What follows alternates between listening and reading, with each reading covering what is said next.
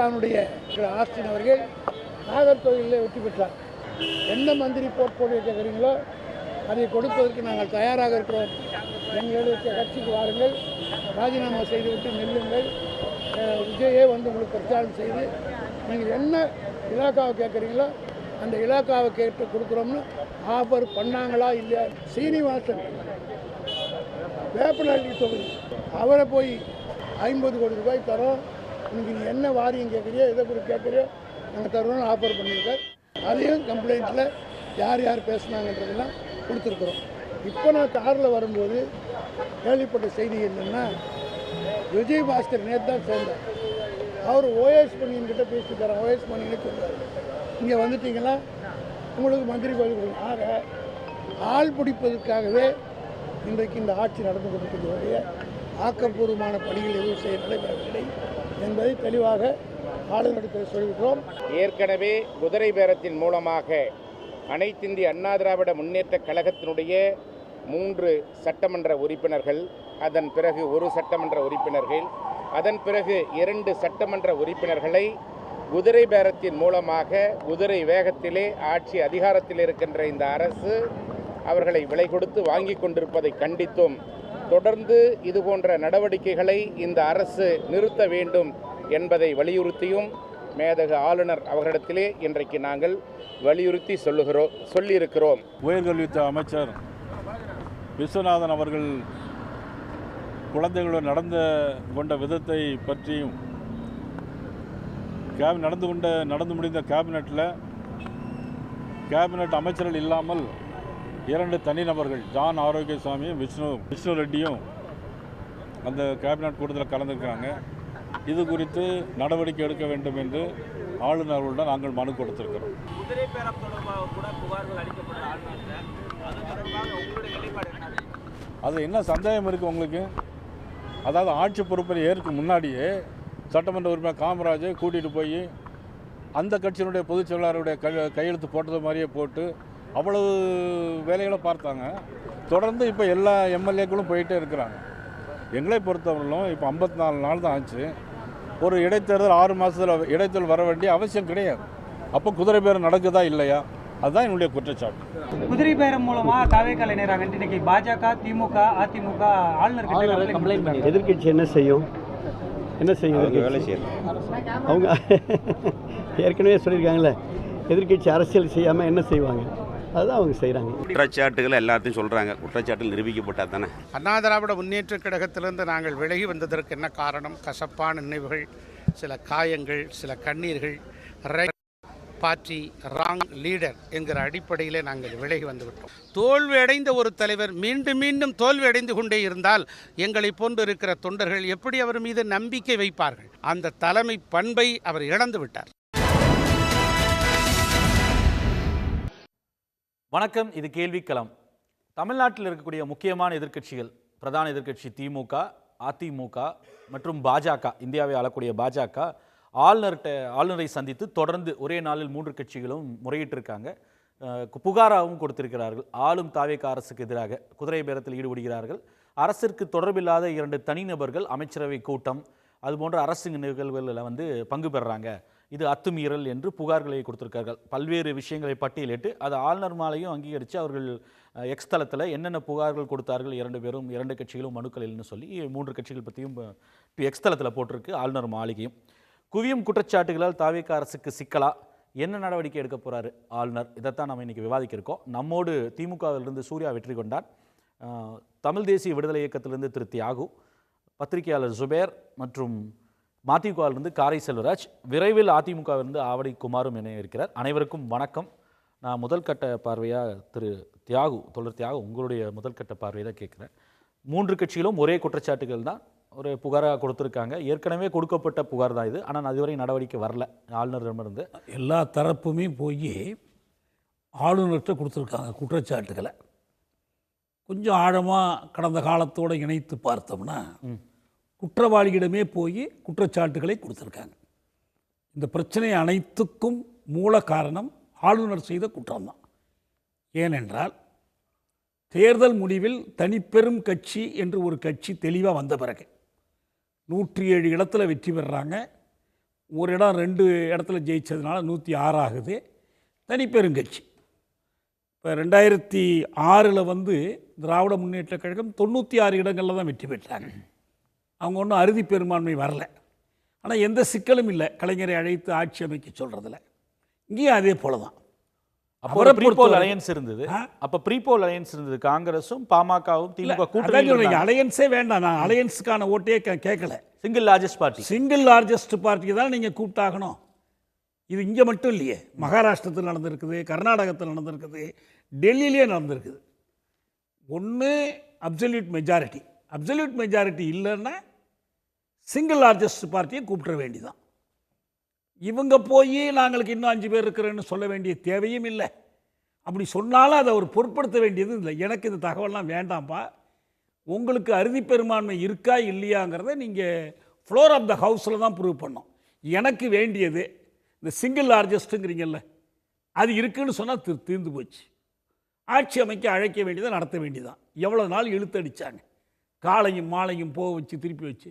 இவங்க போய் நாங்கள் ஆதரவு கொடுத்தாதான், இல்லைன்னா ஆளுநர் குடியரசுத் தலைவர் ஆட்சி வந்துடும், தமிழ்நாட்டுக்கு கேடு வந்துடும், நாங்கள் போய் முட்டு கொடுத்து காப்பாற்றுறோம் அப்படின்னு சிபிஐ, சிபிஎம், விசிக, இதுவும் தேவையில்லாது. இது அவங்க ஒரு பொய்யான ஒரு பொருளியை கிளப்பி விட்டாங்க, ஒரு பயத்தை ஊட்டினாங்க.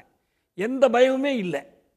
தனிப்பெருங்கட்சி தான் அழைக்கணும். அதுலேயும் எதிர்க்கட்சி தலைவர் ஸ்டாலின் வந்து தெளிவாக சொன்னார், அவங்களுக்கு வாக்களித்திருக்கிறார்கள், அவர்கள் ஆட்சி அமைக்கட்டும், நாம் எந்த இடையூறும் செய்ய மாட்டோம், 6 மாத காலத்திற்கு இந்த ஆட்சி எப்படி நடக்குதுன்னு பார்ப்போம். எல்லாமே முடிஞ்சு போச்சு.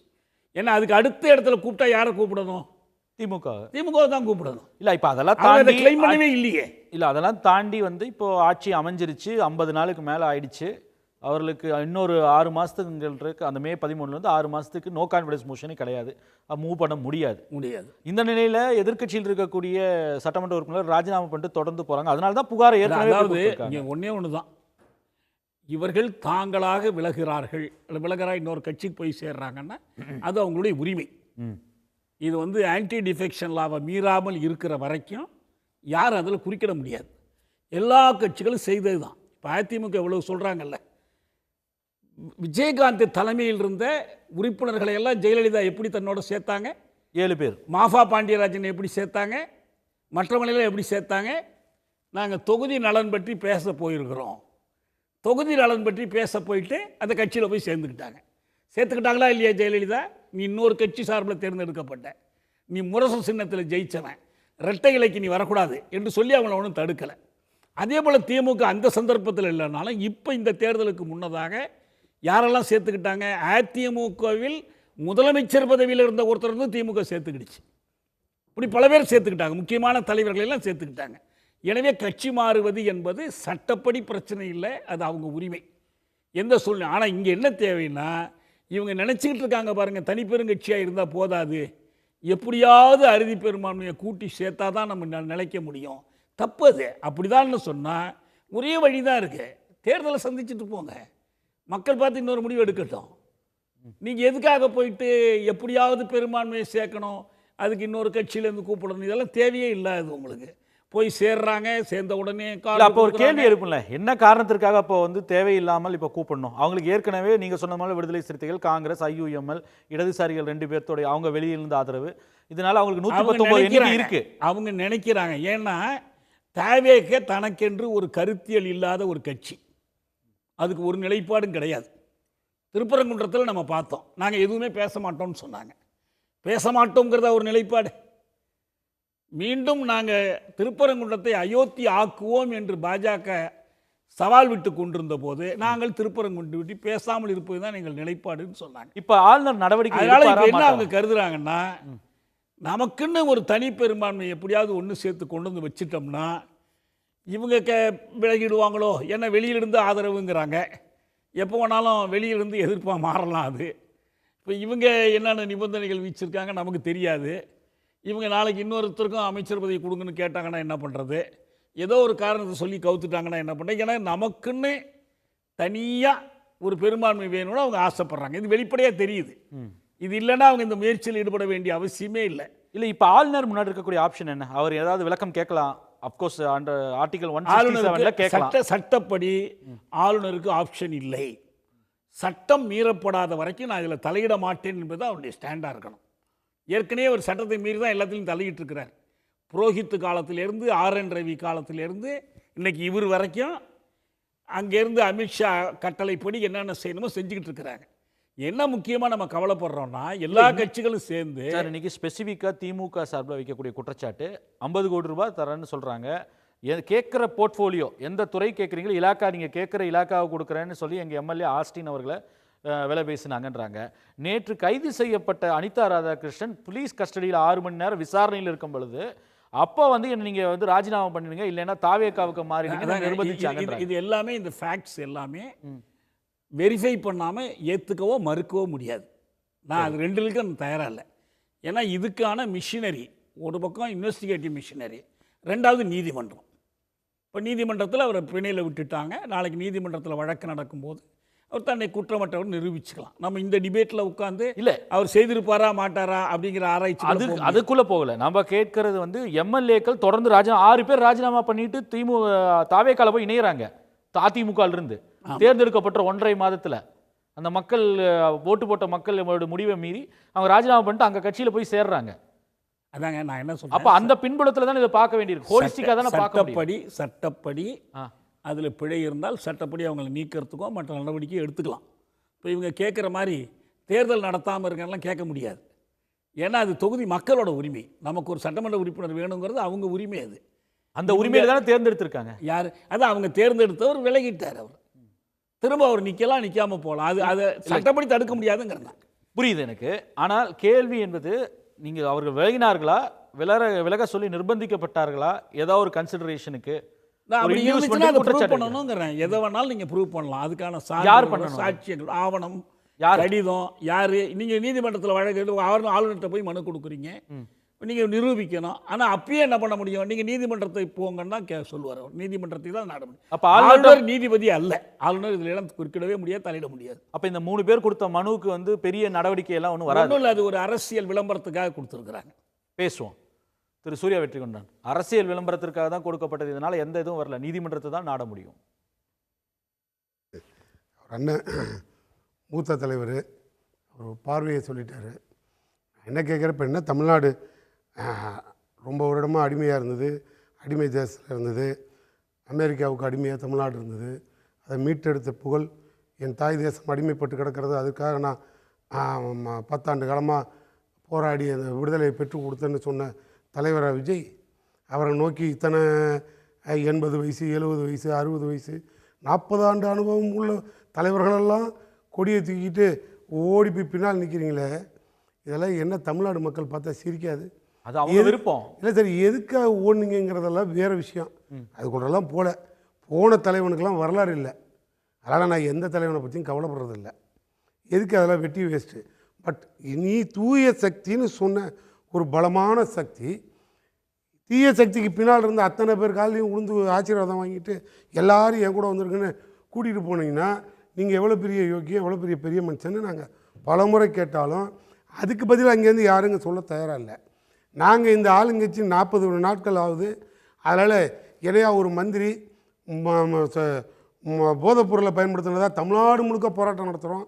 தமிழ்நாட்டுக்கே விழிப்புணர்வு உருவாக்கக்கூடிய அளவில் முதலமைச்சர் நடந்து போனாலும் மந்திரி சபையில் இருக்க மந்திரியை கூப்பிட்டு வந்து நாங்கள் அது உலகம் முழுக்க படம் போட்டு காட்டுறோம். எதிர்கட்சி வாங்க எல்லா மந்திரியும் கூப்பிட்டு நிப்பாட்டு, எல்லாருக்கும் ஃபிட்னஸ் சர்டிஃபிகேட் எடுங்க, ரகசிய காப்பிரமாணம் எடுத்தீங்களா, ரகசிய போதை காப்பிரமாணம் எடுத்தீங்களான்னு முடிவு சொல்லுங்கன்னு கூட பகிரங்கமாக சவால் விட்டோம்.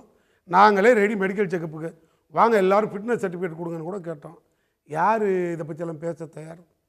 என்னவோ இப்போ இன்னொரு 10 எம்எல்ஏக்களை பிடிச்சிட்டு போய் அங்கே வச்சுக்கிட்டா என்ன பண்ண போகிறீங்க? அதான் ஏற்கனவே அண்ணன் சொன்ன மாதிரி மெஜாரிட்டியாக தான் இருக்கீங்க, யாரை வேணாலும் கூட்டிகிட்டு போகலாம். உங்கள்கிட்ட வந்த ஆட்களோட பின்னணியை அப்படி கொஞ்சம் திரும்பி பாருங்கள்.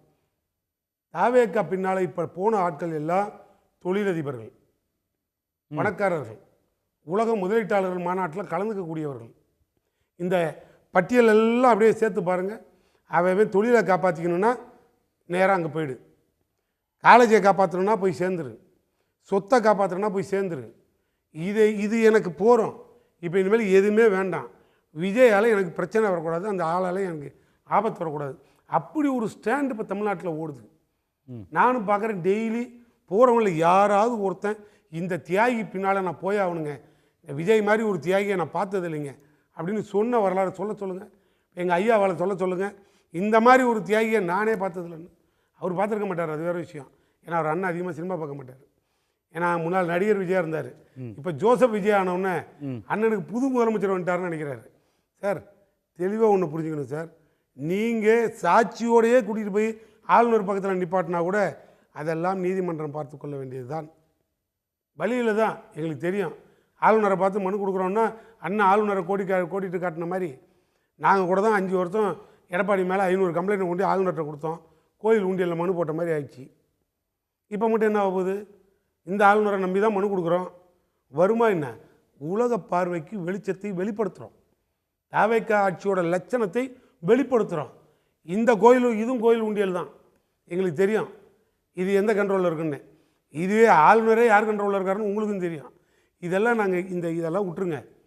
போன இந்த ஆட்சியோட லட்சணத்தை இவ்வளோ யோசிச்சு பாருங்கள். என்னோடய பார்வை அதுதான். நாட்டில் எவ்வளோ பிரச்சனை நடக்குது. ஒரு அமைச்சர், கல்வி அமைச்சர் டான்ஸ் ஆடுறாரு, காலை பிடிச்சி உருவுறாருன்னு இப்போ பாஜக தலைவர் கூட பேட்டி கொடுத்தாரு. இப்போ நீங்கள் பார்த்துருப்பீங்க. இதை நாங்கள் தமிழ்நாடு முழுக்க போய் பேச்சுவார்த்தை நடத்தணும். அந்த அமைச்சரை கண்டித்த வரலாறு உண்டுன்னு சொல்லுங்கள். என்ன நீங்கள் அப்படி இந்த கூட்டணி கட்சிகளை வச்சுக்கிட்டு நேர்மையாக ஆட்சி நடத்துகிற மாதிரி? சார் நீங்கள் உங்களுக்கெல்லாம் அவங்க அடிமை இல்லை சார். இவங்க கூட்டாட்சிங்கிறதே வேறு தத்துவம். இப்போ இவங்களுக்கு நீங்கள் அடிமை. இப்போ காங்கிரஸ், சிறுத்தை, இந்த கம்பெனி எல்லாத்துக்கும், கம்யூனிஸ்ட், இது எல்லாத்துக்கும் நீங்கள் தான் அடிமையாக இருக்கணும். வேறு வழி கிடையாது. எதாவது பேசுகிறீங்கன்னா உயர ஊறிடுவீங்க. அந்த ஒன்று தான். இது ரொம்ப நேர்மையான ஆட்சி, பலமான ஆட்சி. அதனால தான் இந்த எம்எல்ஏக்கள்லாம் எடுக்கிறாங்க அப்படின்றத சொல்ல வழி இல்லை சார். அவங்க இன்னும் பெரிய தூய சக்தி, தூய இதெல்லாம் ஒரு அளவு புண்ணாக்கு கருமா இதெல்லாம் கிடையாது. அரசியல் எல்லா பார்வையும் வெளில வந்துருச்சு.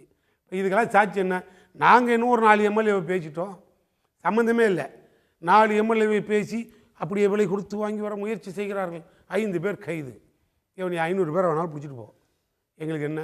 இல்லை, அந்த 5 எம்எல்ஏவை நாங்கள் பிடிச்சிட்டு வந்து மந்திரி சபை அமைச்சிருவோமா? இல்லை, ஒரு கேள்வி. இப்போ தாவேகா சார்பாக வந்து எம்எல்ஏவில் பேசினாங்கன்னு சொல்லிட்டு ஒரு புகார் வருது. அதை வந்து கிரைம் பிரான்ச் வந்து விசாரித்து கைது செஞ்சுருக்காங்க ஒரு சிலரை.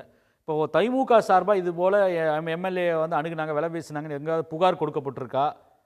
நீங்களும் அதை சட்ட ரீதியாக அணுகலாமே? இல்லை சார், நாங்களும் அதெல்லாம் இனிமேல் அணுகுவோம்னு வச்சுக்குவோம்.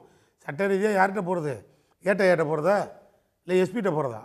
ஏட்டையாவும் சரியில்லை, எஸ்பியும் சரியில்லை. எல்லாம் இந்த பாருங்கள், முன்னாள் அமைச்சர் அனிதா ராதாகிருஷ்ணன் என்ன பேசினாருன்னே தெரியாது.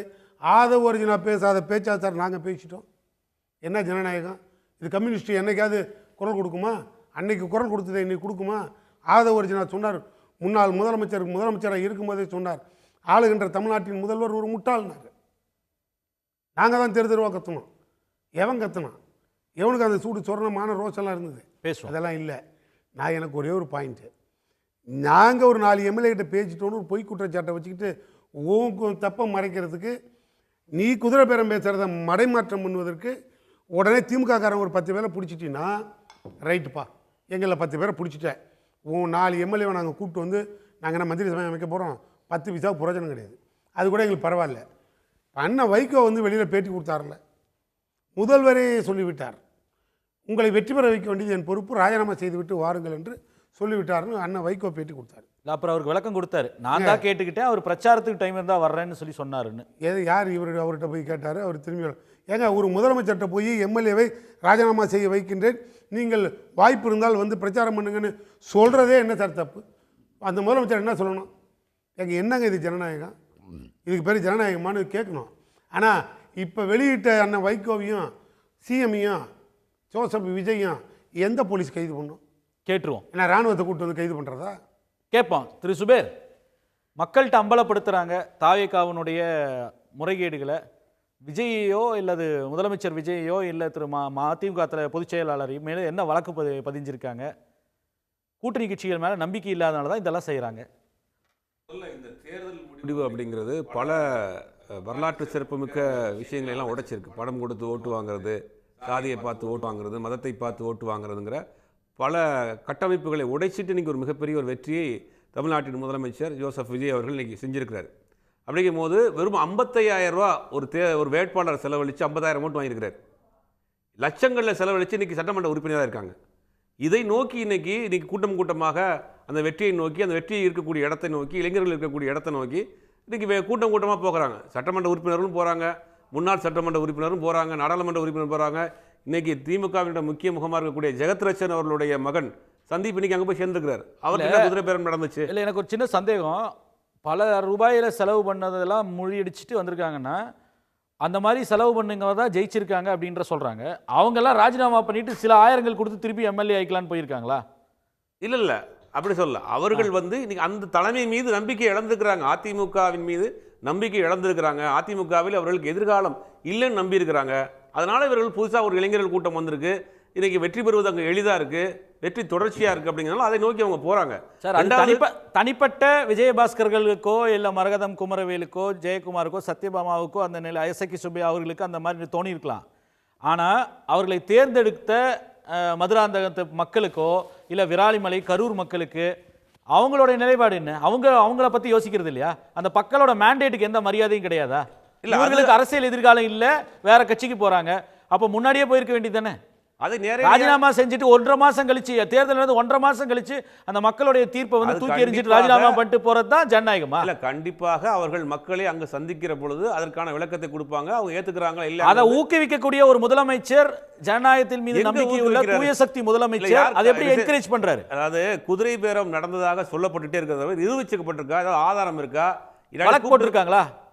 புரியல. வழக்கு போட்டிருக்கா காவல்துறை இது வரைக்கும்? ஏதாவது இல்ல யாராவது வெளியே வந்து சொன்னாங்களா எங்களை பணம் கொடுத்து எங்களை கூப்பிட்டாங்க? திமுக இன்னைக்கு வெளிப்படையா குற்றச்சாட்டு சொல்லியிருக்கேன்.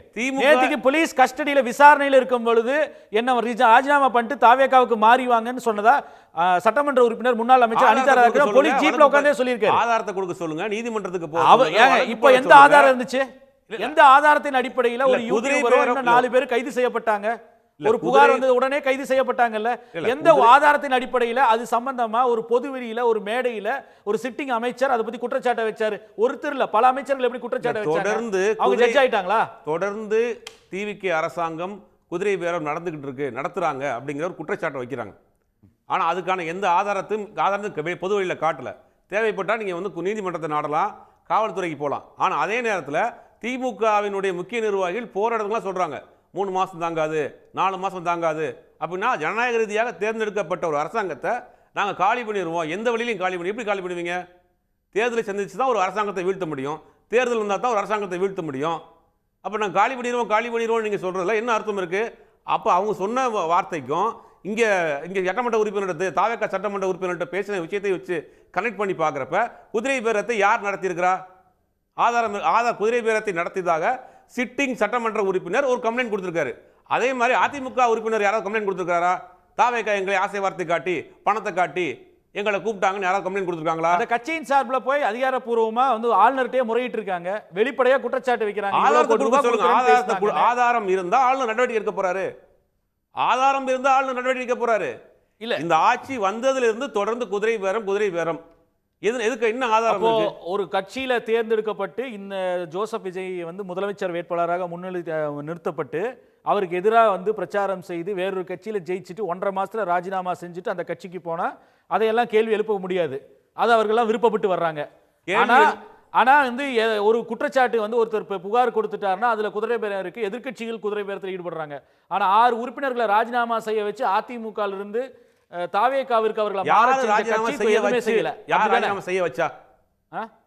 ராஜினாமா செய்ய வச்சா? இல்ல வெளிப்படையா ஒரு குற்றச்சாட்டை வச்சாங்கல்ல. நான் கேட்கிறேன், அமமுக உறுப்பினர் காமராஜ் அவர்களை கார்ல வச்சு கையெழுத்து வாங்கினது யாரு? ஆளுநர் கிட்ட ஆதரவு கடிதம், இதையும் சேர்த்துக்கிங்க. ஆளுநர் கிட்ட ஆதரவு கடிதம் இருக்கு, எனக்கு எங்களுக்கு இத்தனை உறுப்பினர்கள் ஆதரவு இருக்குன்னு சொன்னப்போ அமமுக உறுப்பினரையும் ஐயுஎம்எல் உறுப்பினருடைய பேரையும் சேர்த்து அதுல கொடுத்திருந்தாங்க. அப்ப ஐயுஎம்எல் அமமுகவும் அதிகாரப்பூர்வமா அவங்க அந்த நிலைப்பாட்டை எடுக்கல. என்ன அடிப்படையில் கொடுக்கப்பட்டதுன்னு இந்த கேள்வி எழுப்பினாங்க. அதற்கு பல நாள் கழிச்சுதான் முடிவு எடுக்கப்பட்டது. என்ன அடிப்படையில் அந்த ஒரு உறுப்பினரோட பேர் மட்டும் சேர்க்கப்பட்டது? ஆளுநர்கிட்ட கொடுக்கப்பட்டதுல எப்படி அவரோட பேர் வந்துச்சு? அதே போல காமராஜ் அவருடைய பேர் எப்படி வந்துச்சு? நான் கேட்கிறேன், அமமுக சார்பா கிரிமினல் வழக்கு கம்ப்ளைண்ட் கொடுக்கப்பட்டிருக்கு. இன்னைக்கு தாவேகா ஆதரவாக இருக்கக்கூடிய காமராஜ் அன்னைக்கு பிரஸ் மீட்ல திரு டிடிவி தினகரனோட உட்கார்ந்து எங்கிட்ட பேசுனாங்கன்னு குற்றச்சாட்டு அவர் வச்சாரா இல்லையா? புகார் கொடுக்கப்பட்டதா இல்லையா? இது வரைக்கும் அரசு சார்பா என்ன நடவடிக்கை எடுத்திருக்கு காவல்துறை? அமமுகவில் நடைபெற்ற உட்கட்சி பிரச்சனை, அமமுகக்குள் நடைபெற்ற பிரச்சனை. இது வழக்கு போடப்பட்டிருக்கு. ஆதாரம் அடிப்படையில் இருந்ததுன்னா அவருக்கு சட்ட ரீதியாக நடவடிக்கை எடுப்பாங்க. அவர் நேரடியாக தானே போய் கொடுத்தாரு. காமராஜ் நேரடியா போய் புகார் கொடுத்தார். திரு டிடிவி தினகரன் 2 பேரும் தானே கொடுத்தாங்க. பத்திரிகையாளர் இணைந்து தானே சந்திச்சாங்க. இது வரைக்கும் யார் மேல நடவடிக்கை எடுக்கப்பட்டிருக்கு? காவல்துறை யார் மேல வழக்கு போட்டுருக்காரு? அப்போ என்ன அவருடைய நிலைப்பாடு இரட்டை நிலைப்பாடாக இருக்குது. அந்த அமமுக சட்டமன்ற உறுப்பினர் காமராஜனுடைய நிலைப்பாடு இரட்டை நிலைப்பாடாக இருக்குது. சபாநாயகர்கிட்ட அது சம்பந்தமான இது இருக்குது, நீதிமன்றத்துக்கு போக போகிறாங்க. அப்போ அவர் மேலே என்ன நடவடிக்கை எடுத்திருக்காங்க காவல்துறை? சபாநாயகர் முடிவு பண்ணணும்ல அவருக்கு. கிரிமினல் கம்ப்ளைண்ட் கொடுத்ததுல காவல்துறை என்னங்க நடவடிக்கை எடுத்துச்சு? ஏங்க திமுகவில் இருந்து ஒருத்தர் வந்து சொன்னதாக ஒருவர் பேசியதாக ஒரு யூடியூபரும் 4 பேர் கைது செஞ்சிருக்காங்க. அதே போல ஒரு கிரிமினல் கம்ப்ளைண்ட்டை அமமுக சார்பாக அந்த கட்சியின் தலைவரும் அதனுடைய சட்டமன்ற உறுப்பினர் இன்னைக்கு தாவேக்கு ஆதரவில் இருக்கக்கூடிய காமராஜர் கொடுத்தாங்கல்ல. அவர் இன்னைக்கு நிலைப்பாட்டை மாத்திருக்கலாம், அந்த கட்சியிலிருந்து அவர் நீக்கப்பட்டிருக்கலாம் அதுக்கப்புறம். ஆனா கொடுத்த கம்ப்ளைண்ட் இருந்துச்சு இல்ல, அவரும் தானே குற்றச்சாட்டை வச்சாரு என்கிட்ட பேசினாங்கன்னு. நான் அமமுக சொன்னார்ல, என்ன நடவடிக்கை வாபஸ் வாங்கி இருக்கிறாரு. இன்னைக்கு அந்த இன்னொரு கட்சிக்கு ஆதரவு கொடுத்திருக்கிறார். இது அந்த காமராஜர் நிலைப்பாடு. அப்ப கம்ப்ளைண்ட் கொடுத்ததுல இருந்து இது வரைக்கும் எஃப்ஐஆர் போட்டிருக்காங்களா? இல்ல, காமராஜருடைய நிலை விஷயத்துல சபாநாயகர்கிட்ட இருக்கு அந்த வழக்கு. கொடுத்த கிரிமினல் கம்ப்ளைண்ட் யார் கொடுத்திருக்கா வழக்கு? கொடுத்தணும். ஆளுநர்கிட்ட கொடுக்கிற கம்ப்ளைண்ட்டை வச்சு எஃப்ஐஆர் போடவோ கைது பண்ணவோ முடியாது. ஆளுநர் என்ன செய்யலாம்? அதே ஒரு போலீஸ் ஸ்டேஷனுக்கு அனுப்பணும். அல்லது காமராஜ் வந்து ஒரு போலீஸ் ஸ்டேஷன்ல போய் கம்ப்ளைண்ட் கொடுக்கும். சார் போலீஸ் ஸ்டேஷன்ல தான் ஒரு கம்ப்ளைண்ட் கொடுத்திருக்காரு. யார்? காமராஜ் அவர்கள் டிடிவி தினகரனோட சேர்ந்து போலீஸ் ஸ்டேஷன்ல கம்ப்ளைண்ட் கொடுத்துட்டா கூட்டா பத்திரிகையாளர் கம்ப்ளைண்ட் என்னாச்சுங்கறதா? ஆளுநர் அவர் எந்த போலீஸ் ஸ்டேஷன்ல கொடுத்தாரோ இதுவரைக்கும் எஃப்ஐஆர் போடலையே. அதான் எந்த போலீஸ் ஸ்டேஷன் கேக்குறேன். போலீஸ் ஸ்டேஷன்ல டூப்ளிகேட்ல கம்ப்ளைண்ட் கொடுங்க, கோர்ட்டுக்கு போங்க. அவர் சட்டமன்ற உறுப்பினரா போய் டிடிவி தினகரனோட சேர்ந்து கம்ப்ளைண்ட் கொடுத்துட்டு கூட்டா பத்திரிகையாளரை சந்திச்சு தாவேக அரசு மீது குற்றச்சாட்டு வச்சாரு. அதுக்கப்புறம் அவர் பின்னாடி நிலைப்பாட மாத்திருக்கலாம். ஆனா அவர் புகார் கொடுத்தது உண்மைதானே? இந்த புகார் மேல வந்து 5 பேர் அரெஸ்ட் பண்றாங்கல்ல. திரு காமராஜ் அன்று கொடுத்த புகார் மீது எஃப்ஐஆர் சட்டப்படியான வழியை நான் சொல்றேன், சரி தப்புன்னு சொல்ல. இல்ல அதுதான் அவர் ஒரு போலீஸ் ஸ்டேஷன்ல செய்யணும். ஆமா, போலீஸ் ஸ்டேஷன்ல கொடுத்திருக்காரு. காமராஜ் பிரைவேட் கம்ப்ளைண்ட் கொடுக்கணும். சார் போலீஸ் ஸ்டேஷன்ல அவர் கம்ப்ளைண்ட் கொடுத்துட்டாரு. அவர் தான் முதல்ல கம்ப்ளைண்ட் கொடுத்தவர். கிரிமினல் கம்ப்ளைண்ட் குதிரை பேரம் என்ன இன்டியூஸ் பண்ணாங்கன்னு. அதுக்கப்புறம் என்ன பண்ணார்? இது வரைக்கும் எதுவுமே அவர் வித்ட்ரா பண்ணல. அவர் வித்ட்ரா பண்ணல, எஃப்ஐஆரும் போடல. ஆனா அவர் நிலைப்பாட்டை மாத்தி தாவேக்கு ஆதரவுக்கு போயிட்டார் அவர். சுபேர் இல்ல ரைட். இந்த விஷயத்தை பொறுத்த வரைக்கும் என்ன நிலைப்பாட்டில் இருக்குங்கிறது நமக்கு, கேஸ் என்ன டீட்டெயில் இருக்குங்கிறது நமக்கு தெரியல.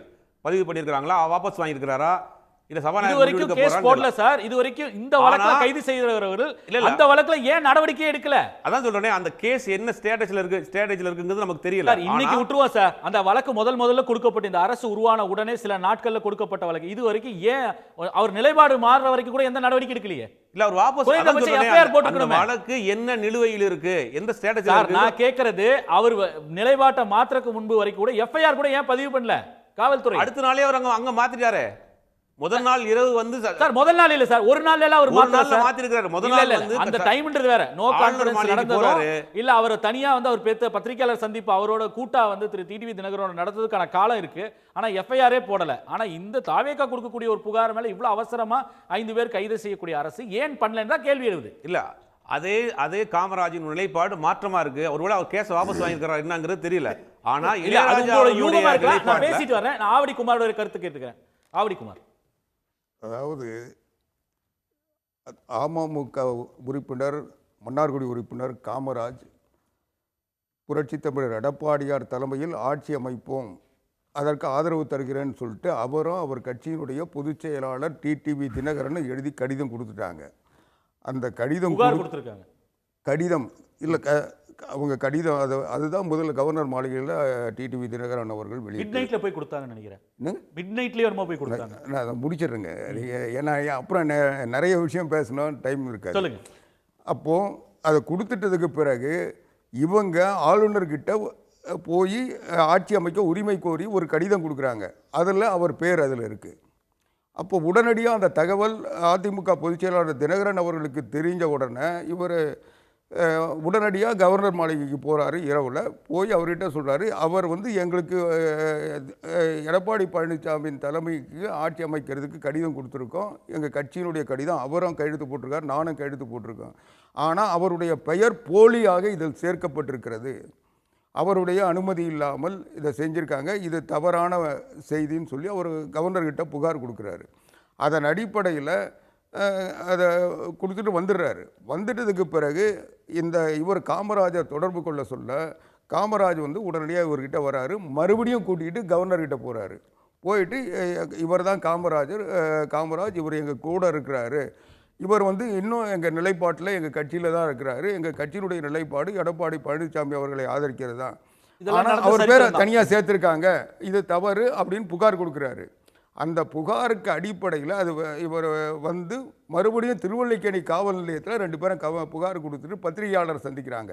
இதுக்கு இடையில் அவங்க என்ன பண்ணுறாங்க, காமராஜர் தான் கையெழுத்து போட்டு ஆதரவு தந்தாருன்னு சொல்லிட்டு ஒரு காரில் இவங்க கையெழுத்து போடுற மாதிரி ஒரு வீடியோவை அவங்க வெளியிடுறாங்க. அந்த வீடியோ கூட இவங்க வந்து அவரை கடத்திட்டு போனாங்கன்றதுக்கு குற்றச்சாட்டுக்கு ஆதாரமாக இருந்தது. அதன் அடிப்படையில் திருவல்லிக்கேணி காவல் நிலையத்தில் கொடுத்த புகார் என்னாச்சுன்னு இதுவரைக்கும் அவர் தொடர்ந்து கேட்டுக்கிட்டு இருக்காரு. டிடிவி தினகரன் அந்த புகாரை 2 பேரும் கொடுத்துருக்காங்க. டிடிவி தினகரனும் கொடுத்துருக்காரு, காமராஜும் கொடுத்துருக்காங்க. அதனால் அந்த வழக்கு இன்னும் இவங்க எந்த நடவடிக்கையும் எடுக்கலை. அதுதான் அந்த வழக்கினுடைய நிலை. 2வது, இப்போது பேர் சொல்ல மரியாதைக்குரிய ஐயா தியாகு சொன்னார், தேமுதிக எம்எல்ஏக்கள் 2001 புரட்சித் தலைவி அம்மா ஆட்சியை ஆதரித்தாங்க, இவங்க கட்சி மாறினாங்கன்னு சொன்னார். 2011 தான் சொல்கிறேன். 2011 கட்சி மாறினாங்கன்னு சொல்கிறார். ஐயா தியாகு மூத்த தலைவர், அவர் பொதுவானவர். அவர் ஏன் இந்த மறதி வந்ததுன்னு எனக்கு தெரியல. 2021 அந்த சட்டமன்ற உறுப்பினர்கள் இறுதி நாள் வரையே தேமுதிக உறுப்பினர்களாக தான் இருந்தாங்க. அதிமுகவோட சேர்க்கப்படலை. 2016 வரையில் 16 வரைக்கும் அதுக்கு ஆட்சி காலம் முடிஞ்ச பிறகு தான் அதிமுகவோட சேர்ந்து அவங்க சிலர் போட்டிட்டாங்க, சிலர் போட்டிட்டாங்க. நான் தெளிவுபடுறேன், அவங்க அந்த கட்சியிலேயே ஒரு அரைவல் குரூப்பாக இருந்தாங்கன்னு வேணால் நீங்கள் எடுத்துக்கலாமே தவிர அவங்க கட்சி மாறலை. 2வது, அவங்க வந்து ஏன் தொகுதிக்கு நன்மை செய்யணும்னு புரட்சி தலைவி அம்மாவை சந்தித்தாங்க, முதல்வரை சந்தித்தாங்கன்னா அவங்க சொன்ன காரணம் எங்கள் தொகுதிக்கு. அவங்க தேர்தலுக்கு முன்பாகவே அந்த கூட்டணியில் இருந்தவங்க. நீங்கள் அதை கவனிங்க. அதிமுக கூட்டணியில் இருந்து வெற்றி பெற்றவங்க. எதிர்கட்சியாக இருந்தாலும் அதிமுக கூட்டணியில் இருந்து வெற்றி பெற்றவங்க. அதனால் அந்த அணியில் அவங்க அதை தொடர்ந்து பயணித்தாங்க. இதுதான் நிலைமை. இப்போ எப்படி மதிமுகவிலேருந்து 2 பேர் வந்து திமுக கூட்டணியில் போட்டியிட்டு அந்த கட்சியில் இருந்த நாங்கள் இருப்போம், இந்த கட்சியில் போட்டியிட்டோம்னு சொன்னாங்களோ, அது மாதிரி அந்த கூட்டணியில் போட்டியிட்டாங்க. அவங்க கூட்டணியினுடைய கட்டுப்பாட்டில் இருந்ததுனால இவருடைய நிலைப்பாடு மாறிச்சு. அவங்க அதில் தொடர்ந்து பயணித்தாங்க. அதுக்கு பிறகு அவங்க கட்சியிலேருந்து விலகினாங்க. அது ஒன்று. 2வது, இப்போது இந்த கவர்னர்கிட்ட அனைத்து இந்திய அண்ணா திராவிட முன்னேற்ற கழகம் இன்றைக்கு நடவடிக்கை ஏன் எடுக்கலன்னு கேள்வி தான் கேட்டோமே தவிர நாங்கள் புகார் கொடுக்கல. புகார் ஏற்கனவே கொடுத்துட்டோம். அது கண்டனம் கூட பதிவு பண்ணார் அதுதான் கிருஷ்ணமூர்த்தி. இன்னைக்கு எங்கள் நிலைமை என்னன்னா, ஆளுநர் இதை முதல்லையே குதிரை பேரம் நடக்குதுன்னு அமமுக பொதுச் செயலாளர் டிடிவி தினகரன் அவர்கள் நேர்லேயே காமராஜர் கூட்டு போய் அவர்கிட்ட சொல்லியிருக்காரு. இவங்களை இந்த மாதிரி உங்ககிட்ட கடிதம் கொடுக்க சொல்லியே இந்த போலி கடிதம் கொடுக்குறாங்க, மோசடி பண்ணுறாங்க, இவங்கக்கிட்ட ஜாகிரதையாக இருங்க, ஒரு நம்பகத்தன்மையை உறுதிப்படுத்திக்கிட்டு அவங்கள ஆட்சி அமைங்க என்றது அதனுடைய பொருள். அப்போது அதை கொடுத்து அவர் எதுவும் செய்யலை. அதுக்கு பிறகு இவர் வந்து ஒரு 10 வாட்டி கொடுத்துருப்பாங்கன்னு வச்சு எனக்கு சரியாக எண்ணிக்கை தெரியல. திரு தியாகு ஒரு விஷயத்தை குறிப்பிட்டு அவரால் பெருசாக எதுவும் பண்ண முடியாது, அதிகபட்சம் நீங்கள் என்னுடைய பேச்சை திசை திருப்பாதீங்க. நான் சொல்ல வேண்டிய கருத்து, என்னுடைய கட்சியினுடைய கருத்தை நான் சொல்லணும். அதாவது இவங்க வந்து 7 வாட்டி 8 வாட்டி, ஒரு நாளைக்கு 3 வாட்டி போய் ஒவ்வொரு நாளைக்கு எங்களுக்கு 2 பேர் வந்துட்டாங்க, ஒருத்தர் வந்துட்டாங்கன்னு இவங்க கொடுத்துட்டு இருந்தாங்க. ஆனால் கவர்னர் கடைசியில் வந்து ஆட்சி அமைக்கும் உரிமை தரும்போது அவர் தெளிவாக சொன்னார், குதிரை பேரம் நடக்கக்கூடாது, நீங்கள் நம்பிக்கை வாக்கெடுப்பை 3 நாளுக்குள்ளே பெறணும் அப்படின்ற நிபந்தனையோடு தான் ஆட்சி அமைச்சரவை அமைச்சார். ஆக அந்த 3 நாளுக்குள்ளே இவங்க பதவி ஏற்றுக்கிறதுக்கு முன்னையே குதிரை பேரம் நடத்தினாங்க, பட்டியல் ஏற்றுக்கிறதுக்கு முன்னே குதிரை போலியான இது கொடுத்தாங்க. அதுக்கு பிறகு இந்த 3 நாளுக்குள்ளே இவங்க அண்ணா திராவிட முன்னேற்ற கழக உறுப்பினர்களை கடத்தி கொண்டு போய் சிவி சண்முகம் அலுவலகத்தில் வச்சு அங்கே போய் விஜய் சோப்பா கொடுத்தாரா இல்லை என்ன கொடுத்தாருன்னு தெரியாது. ஆனால் இவர் அங்கே போய் அவங்கள ஆதரித்தார். அதிமுகவில் அவங்க ஆதரவு கேட்கவே இல்லை. ஆனால் இங்கே இருந்தவங்கள ஒரு இடத்துல, ஒரு பொது இடத்துல, கட்சிக்கு எந்தவித சம்பந்தமும் இல்லாத ஒரு இடத்துல, ஒரு வீட்டில் அவங்கள கடத்தி கொண்டு போய் வச்சுக்கிட்டு அந்த இடத்துல முதல்வராக ஏற்று நிபந்தனை அடிப்படையில் குதிரை பேரம் நடத்தக்கூடாதுன்னு சொல்லப்பட்டு நிபந்தனை அடிப்படையில் தாண்டி மன்னிப்பு கடிதம் கொடுத்து அதுக்கப்புறம் அவங்க எல்லாம் விட்டாச்சு. இப்ப சார் இப்ப ரொம்ப தாண்டி வந்துட்டோம். என்ன சொல்ல விடுங்க. இல்ல சார், நீங்க ரீகால் பண்ணிட்டீங்கன்னா டைம் இல்ல. நான் கேட்கக்கூடியது அதுதான் குதிரை பேரம். குதிரை பேரம் நடத்தி 25 பேருடைய வாக்குகளை அவங்க வாங்கினாங்க. அதுக்கு பிறகு அவங்க தவறு செஞ்சிட்டோம், எங்களை மன்னிச்சிருங்க, இனி இந்த அரசுக்கு ஆதரவு தர மாட்டோம் சொல்லி 21 பேர் திரும்ப மன்னிப்பு கடிதம் கொடுத்தாங்க. அது ஏற்கப்பட்டு இப்போ நீங்கள் சொல்ல வந்ததை நான் இது பண்ணுறேன். நான் கேட்குறது, விஜய் அரசு குதிரை பேரத்தால் அமைக்கப்பட்ட அரசு நான் பகிரங்கமாக அனைத்து இந்திய அண்ணா திராவிட முன்னேற்ற கழகத்தின் சார்பில் குற்றம் சாட்டுறேன். அதுக்கு நான் முடிச்சிடுறேங்க. அதுக்கு ஒரே உதாரணம், அவருக்கு 106 சட்டமன்ற உறுப்பினர்களை தவிர மற்றவங்க எல்லாம் விலைக்கு வாங்கப்பட்டவர்கள். மற்ற எல்லாருமே ஒன்று எடப்பாடி பழனிசாமி தலைமையில் ஆட்சி அமைப்போன்னு சொன்னவங்க, அல்லது மு.க. ஸ்டாலின் தலைமையில் ஆட்சி அமைப்போன்னு சொல்லி மக்களை கிட்ட வாக்கு வாங்கினவங்க. அவங்க 2 பேர் தலைமையை ஏற்றுக்கிட்டதுனால தான் அவங்களுக்கு மக்கள் வாக்களித்தாங்க. அவங்கள கொண்டு போய் ஜோசப் விஜய்க்கு ஆதரவாக தரனால இன்னைக்கு ஜோசப் விஜய் தலைமையை ஏற்றுக்கிட்டு யாரும் போகலை. ஐயுஎம்எல் உள்பட, கம்யூனிஸ்ட் உள்பட, விடுதலை சிறுத்தைகள் உள்பட என்ன சொல்கிறாங்க, ஜனாதிபதி ஆட்சி வரக்கூடாதுன்றதுக்காக ஆதரவு தந்தமே தவிர ஜோசப் விஜய் ஆட்சிக்காக அவங்களுடைய கொள்கைக்காகவோ இவங்களுடைய செயல் திட்டங்களுக்காகவோ ஆதரவு தருவோம். அதனால இதுவே ஒரு குதிரை பேரம் நான் குற்றம் சாட்டுறேன். ஜனாதிபதி ஆட்சி வரக்கூடாதுன்றதுக்காக இவங்க ஏதோ அவங்க கிட்ட ஒரு சலுகை எதிர்பார்த்து ஆட்சியில் சேர்ந்திருக்காங்க. திரு காரி செல்வராஜ், எல்லாருமே ஒரு ரிசர்வேஷனுக்காக தான் போயிருக்காங்கன்ற குற்றச்சாட்டை வெளிப்படையாகவே வச்சுட்டாரு. நாங்கள் ஏன் தாவேகாவோட தோழமை பாராட்டுகிறோம் என்பதற்கு ஒரு 2-3 காரணங்களை நாங்கள் சொல்லியிருக்கோம். அதில் முதன்மையான காரணம் என்னன்னு கேட்டிங்கன்னா, தமிழகத்தில் அரசாங்கம் தேர்தல் ஆணையம் நிர்ணயித்திருக்கிற தொகையை மட்டுமே நம்பி தேர்தல் களம் இல்லை. தொகுதிக்கு 20 கோடி 30 கோடி செலவழிக்கக்கூடிய இடத்திற்கு தேர்தல் களம் அப்படித்தான் இருக்கிறது இன்றைக்கி இந்தியாவில். ஜனநாயகம் என்பது சட்டமன்றம் மட்டுமா இல்லை, பாராளுமன்றம் தேர்தல் ஜனநாயகம் சொல்லிட்டேன். அது மொத்தமாகவே நீங்கள் எடுத்துக்கலாம். ஏன்னா அதில் திருச்சி பாராளுமன்றமும் சேர்ந்து தான் வரும். இல்லை மொத்தமாக சொல்கிறேன் நான். எதையும் நீங்கள் அதெல்லாம் பிரித்து நீங்கள் நாங்கள்லாம் நீங்கள் பேச வேண்டாம். நான் பொதுவாக தான் சொல்கிறேன். சரி, அப்படி இருக்கிற சூழ்நிலைகளிலே தமிழகத்தை பொறுத்தவரை அதிமுக திமுக தலைமையிலான கூட்டணியில் சேர்ந்தால் மட்டும்தான் மதிமுக போன்று சின்ன சின்ன இயக்கங்கள், பாட்டாளி மக்கள் கட்சி, மற்ற விடுதலை சிறுத்தைகள், பொது உடைமை இயக்கங்கள் எல்லாம் தேர்தலையே சந்திக்க முடியும் என்கிற ஒரு அவல நிலை இருந்து வந்தது. இப்போ நாங்கள் மக்கள் போராட்ட களங்களிலே மதிமுக தன்னை ரொம்ப ரொம்ப ஆழமாக ஈடுபடுத்தி கொள்ளுகிற இயக்கம்.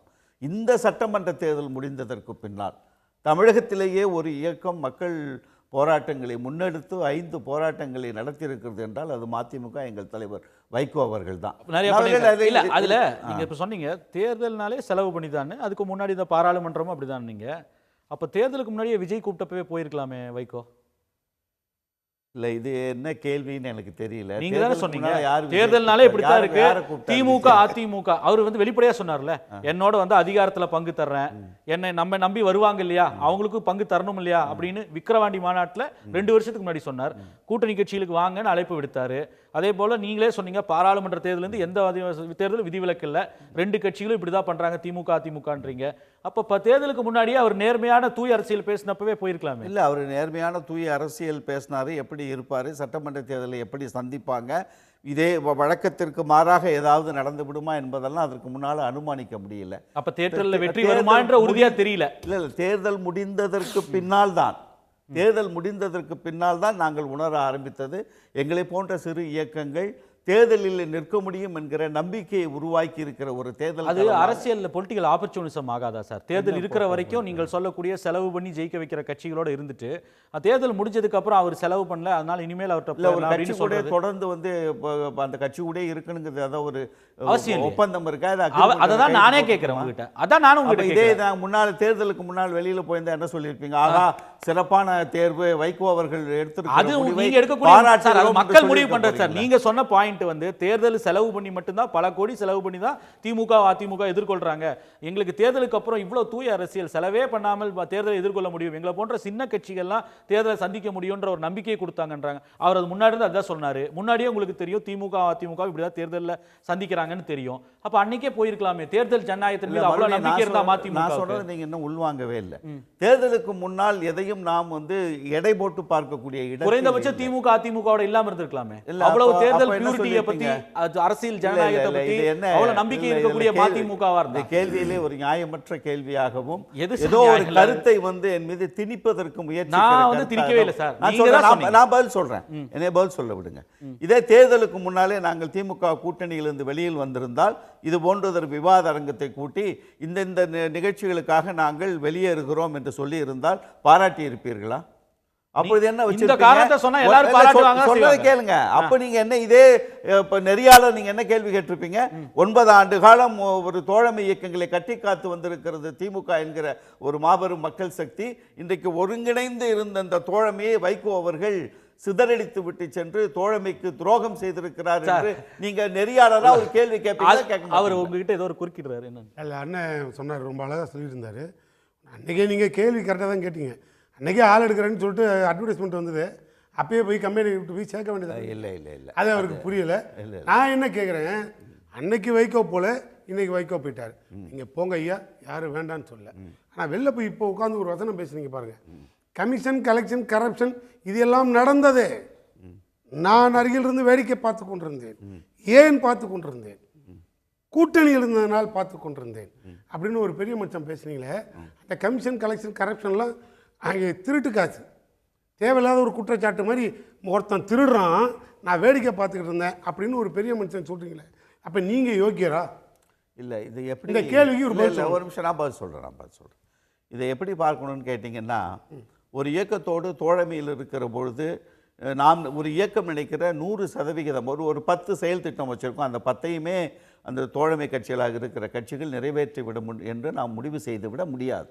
அதில் முக்கியமான திட்டங்கள் இருக்குது. இப்போ நாங்கள் ஸ்டெர்லைட் எடுக்கிறோம், காவேரி பிரச்சனை எடுக்கிறோம், மேகதாது எடுக்கிறோம், சீமை கருவேல மரங்கள் எடுக்கிறோம், ஈழப் பிரச்சனை எடுக்கிறோம். இது போன்றது ஒரு பெரிய செய்திகளுக்கு ஊடேதான் ஒரு இயக்கத்தோடு தோழமையோடு பயணிக்கிற முடிவு எடுக்கப்படுகிறதே தவிர எல்லாவற்றையும் இப்போ ஏபிசிடின்னு போட்டு நீட் தேர்வுக்கு டிக்கெட் இதை வந்து அவர் வெளியில் பேசியிருந்தா நான் சந்தோஷப்படுறேன்.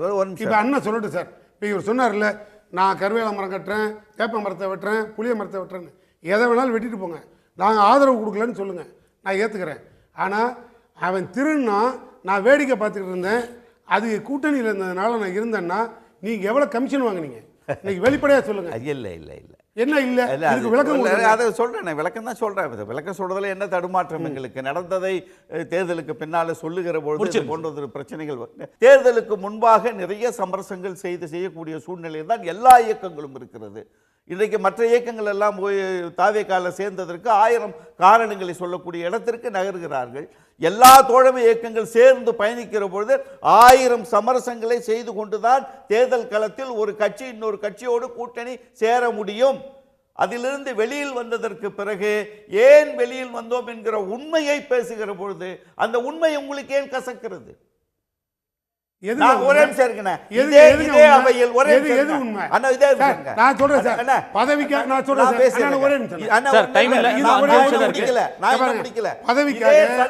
தொலைக்காட்சியில் இன்றைக்கும் சொல்லுகிறேன், திமுகவினுடைய கடந்த 5 ஆண்டுகால ஆட்சி பொற்கால ஆட்சி நான் பதிவு செய்திருக்கிறேன். துறை ரீதியாக ஆய்வு செய்து இந்த களங்களில் பேசியவன் நான். ஆனால் குறைகள் இருந்தது. அண்ணா நீ பெரிய மனுஷங்க, நான் உன்னை குறையே சொல்லல. என்ன சொல்லுங்க, நீ பெரிய மனுஷன்.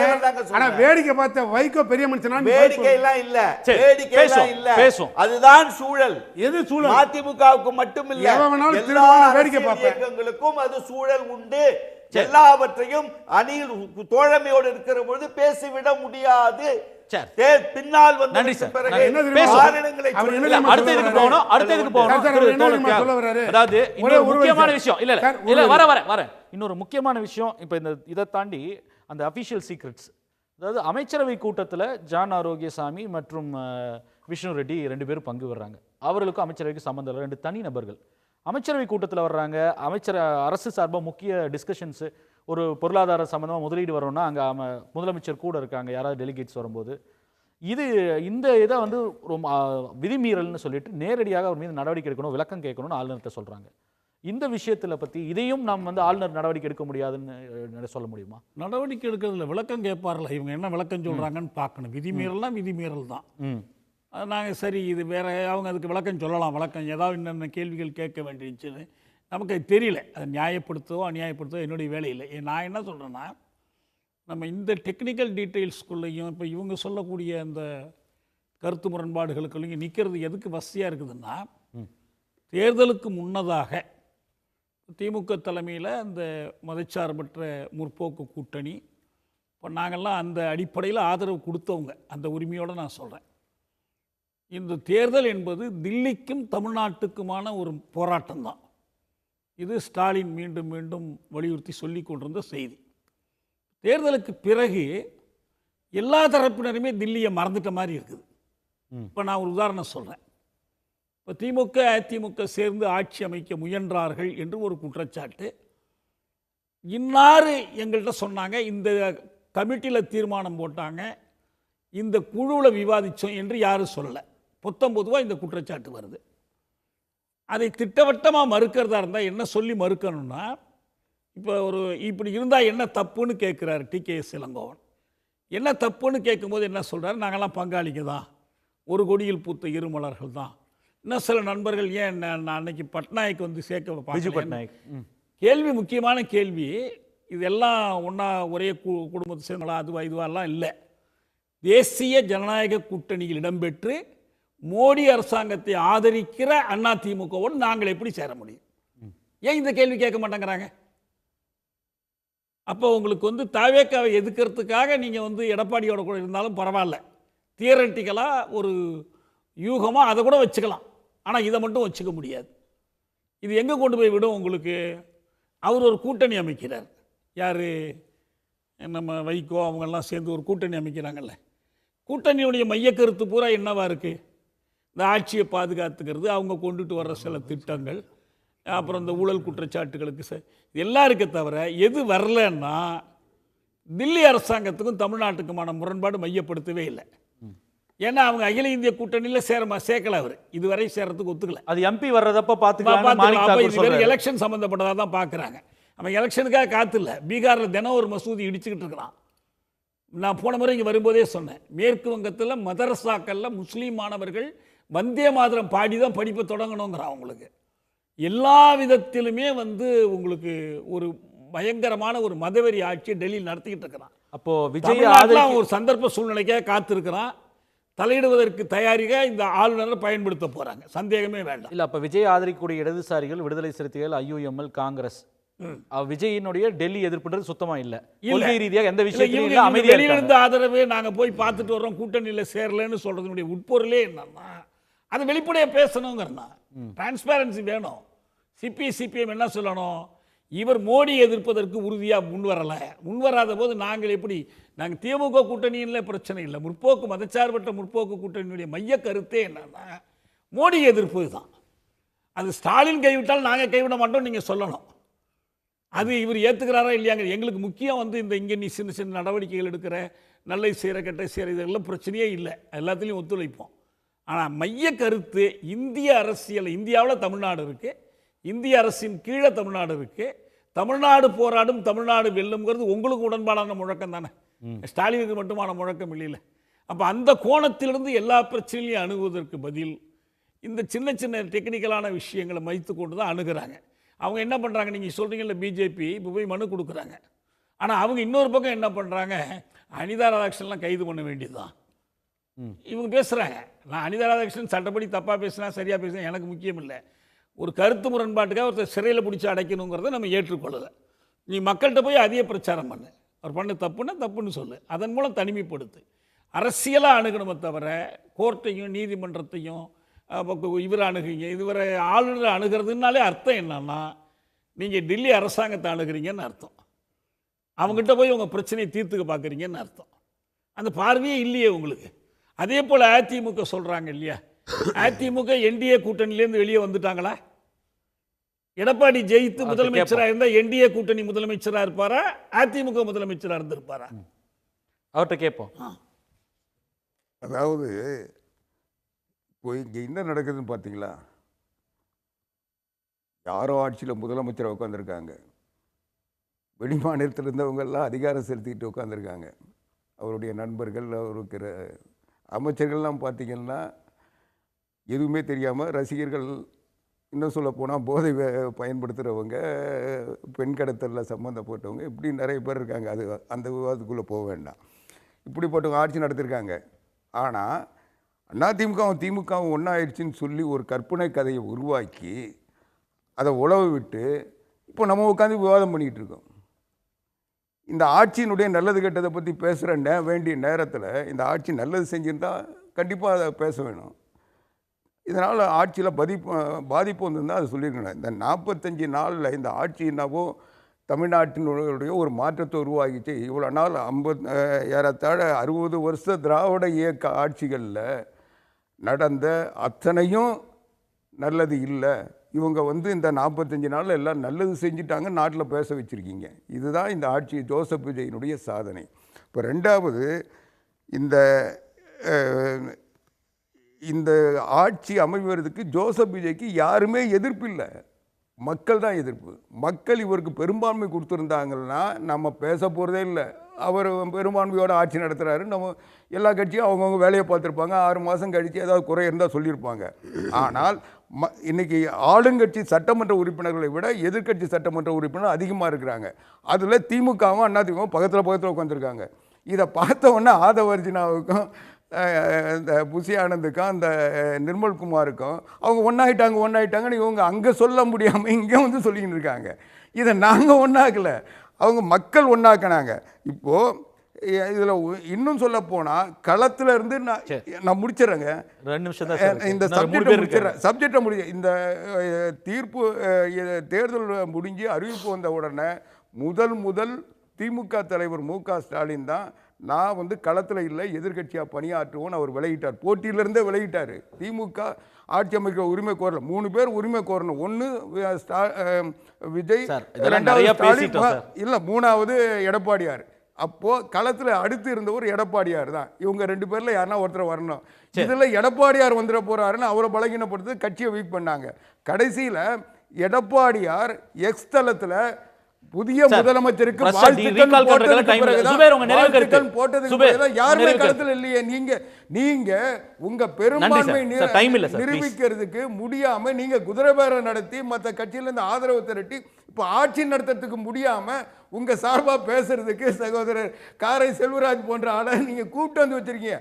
அவங்க உங்களுக்கு நல்லது செய்ய போறது இல்ல, தமிழ்நாட்டுக்கு நல்லது செய்ய போறது இல்ல. நன்றி நன்றி. சுபேர், உங்க நிறைவு கருத்து சுருக்கமா. இல்ல, முதல்ல அண்ணன் ஆவடி குமாருக்கு சில கேள்விகள். எடப்பாடி பழனிசாமி அவர்களுக்காக ஓட்டு போட்டான்னு சொன்னா ஏன் திமுக கூட்டணியோடு சேர்ந்து ஆட்சி அமைக்க பார்த்தீங்க? ஸ்டாலின்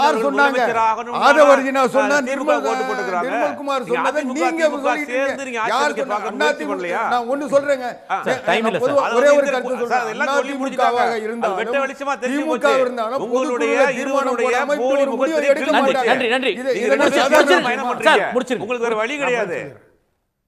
ஒன்னும் சொல்றாரு, இல்ல ஒண்ணும் தெரியாது தெரியாதவங்க அமைச்சரா வந்தாரு. யார் சொன்னாங்க? நீங்க தான் சொன்னீங்க. கலைஞர் முதல் முறையா வரப்ப வாசல்ல சொன்னாருன்னு சொன்னாரு. எல்லாரும் ஒண்ணும் தெரியாத. ஆனா ஆட்சி எப்படி சிறப்பா செயல்படுங்கிறத பார்க்கணும். ஆட்சி சிறப்பா செயல்படணும்னா ஆட்சி நிர்வாகத்தை செயல்படணும். புதியவர்கள், இளைஞர்கள், சாமானிய பின்புலத்தில் வந்தவர்கள் இன்னைக்கு அமைச்சரா உட்கார்ந்துருக்காங்க. சாமானியர் இருக்கும்போது எதிர்க்கட்சி எம்எல்ஏக்களை ராஜினாமா பண்ணிட்டு கூட்டி வரணும். சாமானிய வீட்டு பிள்ளை அமைச்சரா இருக்கிறான்.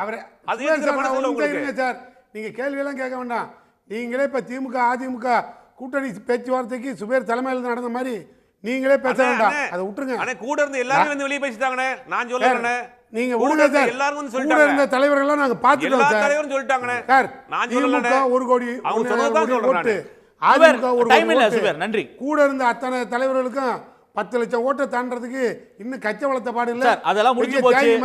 இப்போ வந்து இவங்க கட்சியை பத்தி வருவோம். ஆட்சி அரசு மீது குற்றச்சாட்டு. பிரச்சனையே என்ன தெரியுமா? போன தலைவர்களால தான், பஞ்சாயத்தே போன தலைவர்களால தான். எவனும் தொண்டம் போல பதவிக்காக கொள்கையை அடமானம் வச்சுட்டு போன தலைவர்களால் தான் பஞ்சாயத்தே தமிழ்நாட்டில் ஓடுது. அதனால் நான் அதுக்குள்ள போல.